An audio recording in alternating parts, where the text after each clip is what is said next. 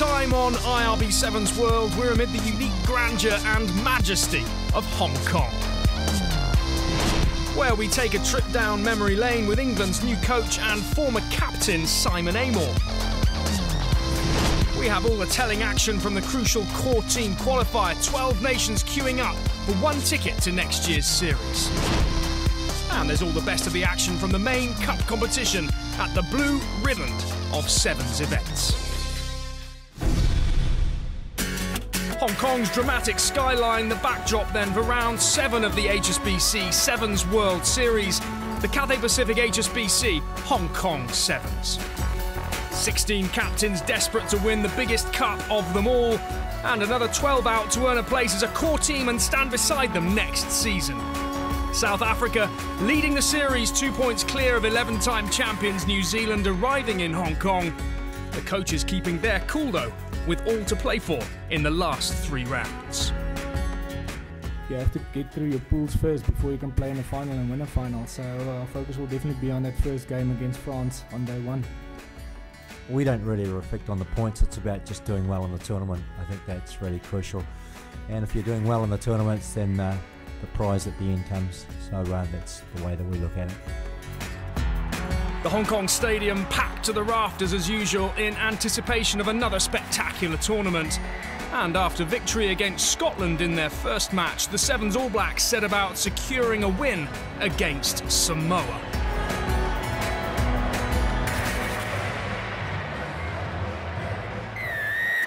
Side entry. Side entry. Side entry for that offside. And Kaka gets it out wide to DJ Forbes.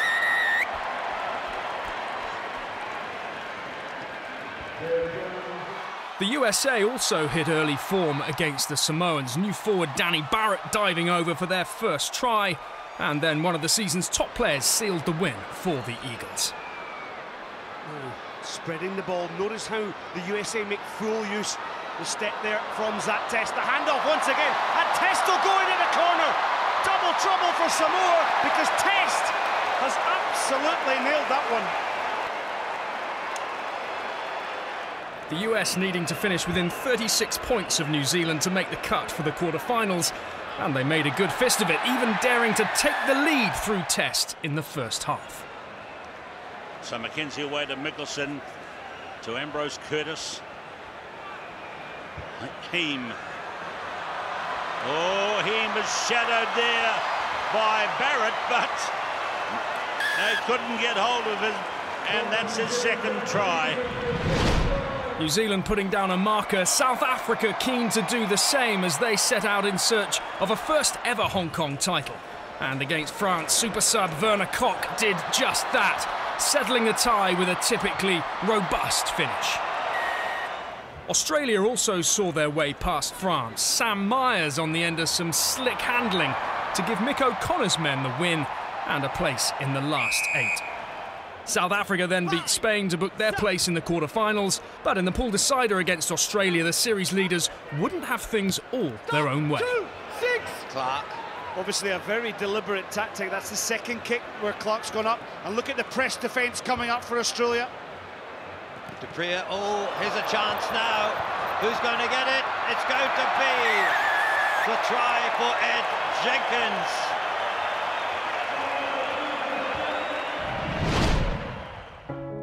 One of the many new coaches on tour this year has fond memories of playing on the hallowed Hong Kong turf. Simon AMOR has stood on the winner's podium more times than any other England player. Yeah, I was very fortunate to play here 6 times from I think 2002 to I think 2007, and to win it 4 of those times was an unbelievable experience. I mean, the atmosphere here, coupled with the tradition, the history, it's just an amazing, amazing tournament, and very fortunate I've got the opportunity to have played in it and to have won it as well. Incredibly blessed. This is Simon AMOR, so it's a tap kick beginning here, and he finds a hole, and he runs through, and he's going to go all the way. It's pretty fantastic when you're stood up there and you're looking out over, up to 40,000 people, and having looked at the pitch and know what you've been through as a player, for the past 3 days, 6 games, and how hard you've had to work to earn it, and you see the fireworks going and the crowd going crazy. Getting up on the top and looking out, it's a special moment for anyone. And now it's popped up to AMOR. Oh, that's brilliant support play from the England skipper.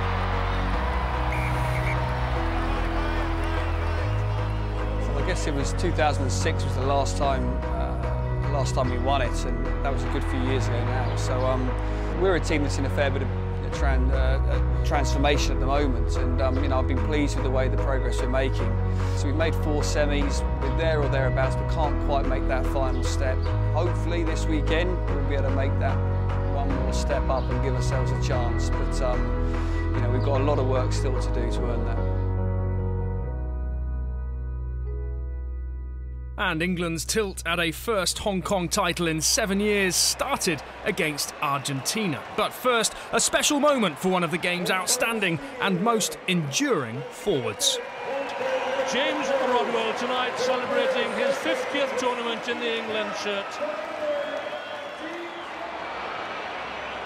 Burgess, out it goes to Dan Bibby. Well caught though, ball didn't go forward. And Argentina marshalling the defence as well here. But the gap opens up for Rodwell! What a way to celebrate your 50th tournament.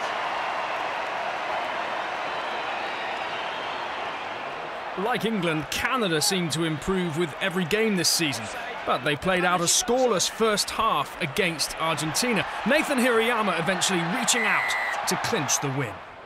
The Canadians through with England to the Cup knockouts, but they would take on each other for top spot in the pool. John Moonlight barging over to give Geraint John's men the lead. Ball came off an England player. As Mitchell comes again on the wide arc, offloads to Dan Norton. Norton is away and he will not be stopped as he goes over for a second try.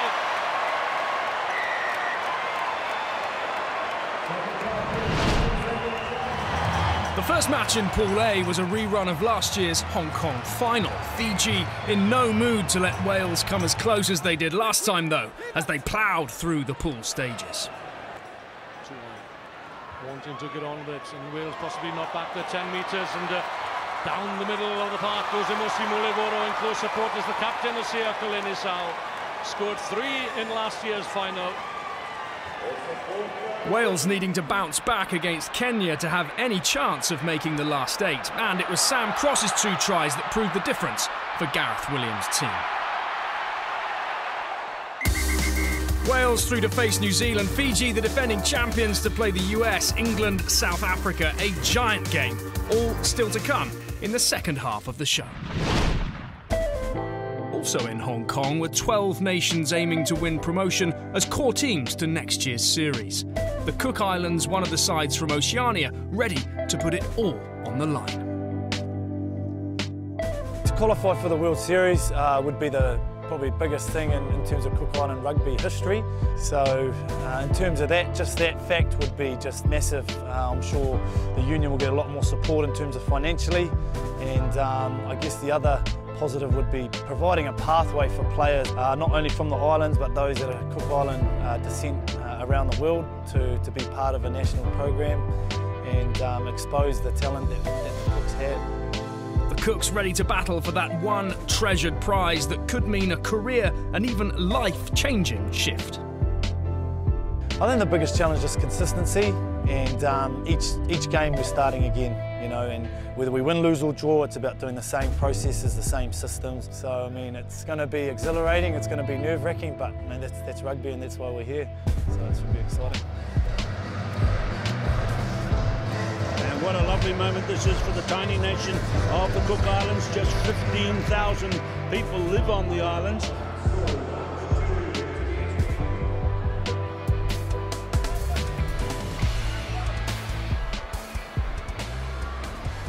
So they're trying to qualify here for the sevens, and they've got a chance to go for the 15s as well. And here is Teo Pairao, and he gives a bit of a wave and scores it in the corner. They're away to a great start.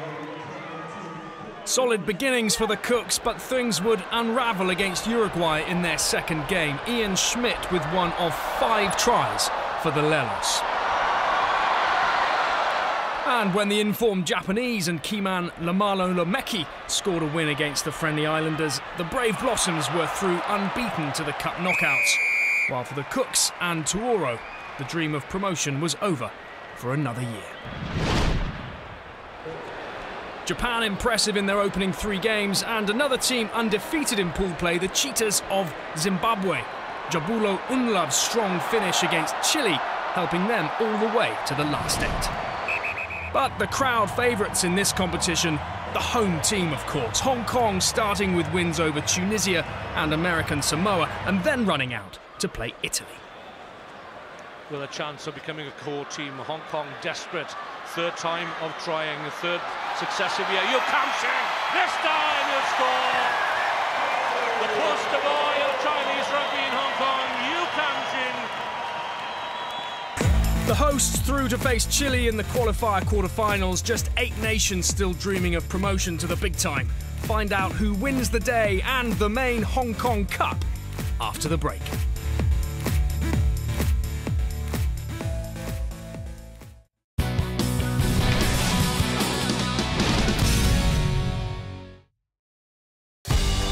Welcome back to the famous Hong Kong Stadium, the mecca of sevens, ready to embrace a mammoth final day of knockout play. The main cup and the core team qualifier, both at the winner-takes-all stage. And it was Japan impressive in the pool rounds, who took on Tunisia in the first of the qualifier quarterfinals.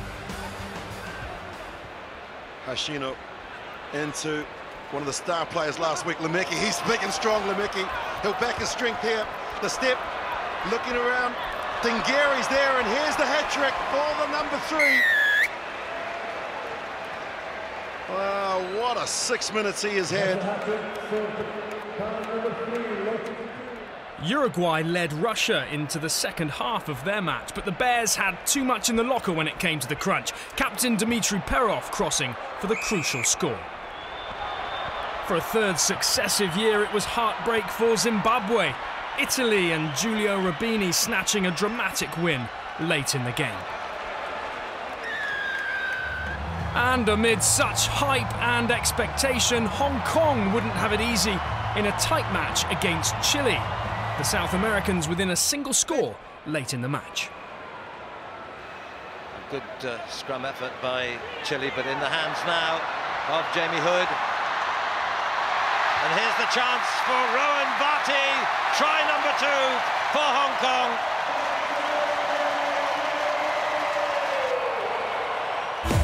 Home hopes still alive as 8 became 4. It was Asia against Europe in the 2 qualifier semis. The sides now 1 win away from arguably the biggest game of the season so far. First, Russia took on Japan, and it was advantage Europe as they took a 2-try lead through Vladislav Lazarenko and Evgeny Nepevoda. But Japan rallied through that man Lameki, and when Yuzaka Kuzaru made it 14-all, the match went into sudden death extra time. Takiri into the hands of Hashino. Off goes Lameki. Lameki still going. Here's a chance. Here's the real chance. This is the chance for Takiri. And the try is Hashino. What a fantastic finish for Japan. Could Hong Kong make it an all-Asian final in front of their home crowd? Italy certainly had other ideas, their more physical game paving the way for Fabrizio Seppi to open the scoring. And the same man was on the mark again in the second half. Oh, out it goes. And Seppi once again cutting back inside. Can he get his second try? Yes, he can. And that could well have sealed it for the Italians. Jubilation for Italy and their coach Andy Vilk. Heartbreak for Hong Kong and their home crowd. Asia against Europe in the final later in the show. It was also Cup quarter-final time in the main HSBC Sevens World Series event in Hong Kong. USA and the defending champions Fiji up first.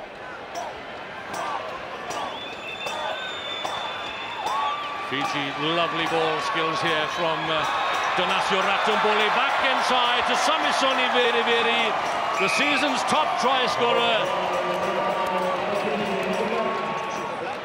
The sides each scored again as the USA chased down the lead, but both Brett Thompson and Danny Barrett thwarted by desperate defence. Fiji through to the semi-finals. England and South Africa clashed in the second Cup quarter-final. Dan Norton's dancing feet dazzled the series-chasing Blitzbokker in the first half. Justin Hudult hit back for them as the tension raised after the break. Good ball. That's a lovely pass. Now then it's Norton. Norton, the tackle is Gaduld.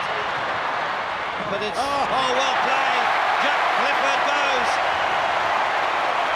Not the fastest man, but he's got there for it. Jack Clifford, this 21-year-old, in his first tournament in Hong Kong. Having seen their main series rivals trip up in the quarter-final stage, New Zealand made light work of Wales. Key forward Scott Curry scoring one and then setting another up for reigning IRB Sevens Player of the Year Tim Mickelson as they impressed en route to the Final Four. And the fourth quarter was between two evenly matched teams, Canada and Australia. Kieran Hearn popped up to take the Canucks into the lead, only for the Wallaby 7 to hit back. So Canada kicking long and hoping that Australia, by running back, will commit an error. Not likely though. Hafa Pakalani to Cam Clark, gets away from Harry Jones. One man to beat. Back inside, and Australia are not done yet. Flying over is Paul Asquith.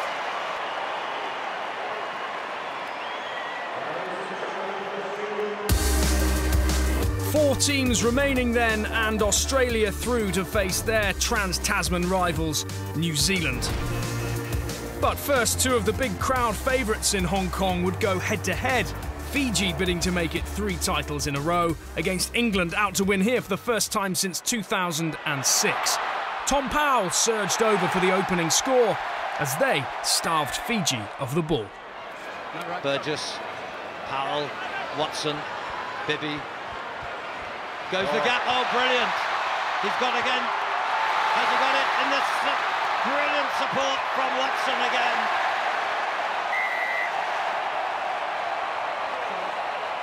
England extended their 14-point lead by another 3 with Tom Mitchell's penalty drop goal. A wise decision as Fiji finally got their hands on the ball and set out chipping away at the deficit.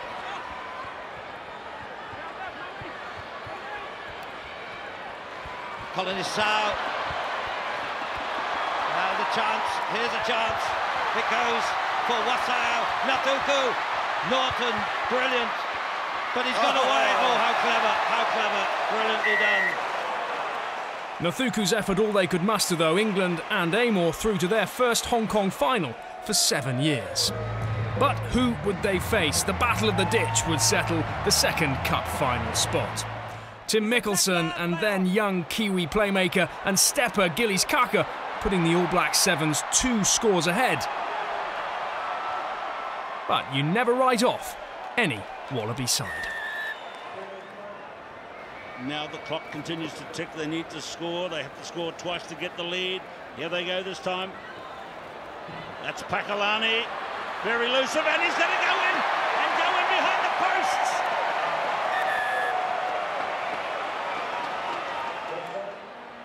Over the top goes Stowers. Now it's with Lamb again. Lamb to the gap. Rolls it inside to Curry and Kaka. Off the sin bin chair. Goes in under the posts. The reigning series champions showing ominous form, but who would win the right to stand toe-to-toe with them next season? It was time for the crucial qualifier final. Japan against Italy in a winner-takes-all battle for promotion to next season's World Series.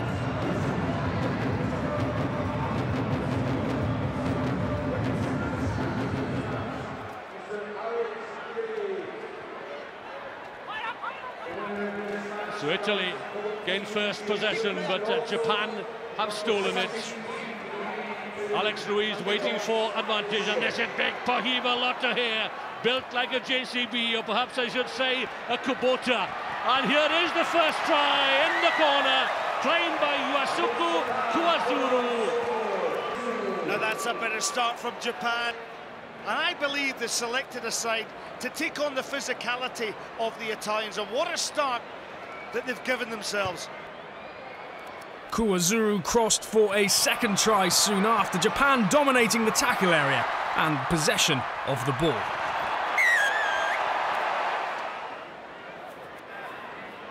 Not racing advantage. Lamano Lemiki out to Yoshikazu Fujita, the speedster. Sakai, the captain, pressing on the loud pedal. 3 tries to 0, and we've not arrived at half-time yet.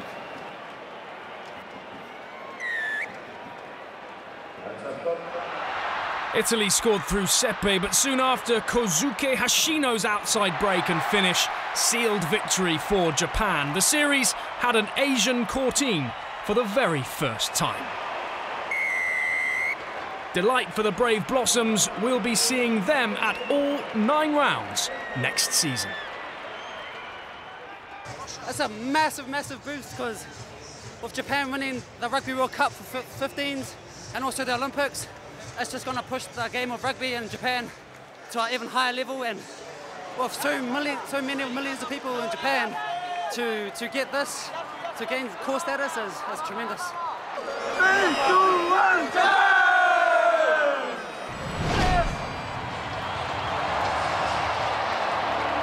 And from one giant match to another, the Hong Kong Sevens Cup final. New Zealand and England greeted by rapturous applause. New Zealand the favourites, with Simon AMOR dreaming of another cup win, this time as coach, but without young forward Jack Clifford out injured. Who would strike the first blow? Ioane. Can he keep possession? He sometimes has surrendered it in his young career. Learning the ropes, if you like. Out to Lamb. Lamb against Bibby.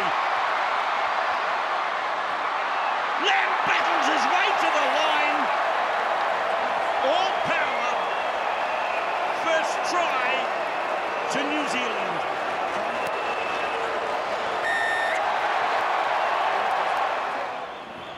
A minute and a half to go till half-time. High speed on a slightly slippery ground. Stowers gives it to Ioane, who tries his strength. There's Burgess secure on the tackle. Forbes off again to Stowers. There's 3 versus 1 here. Mickelson.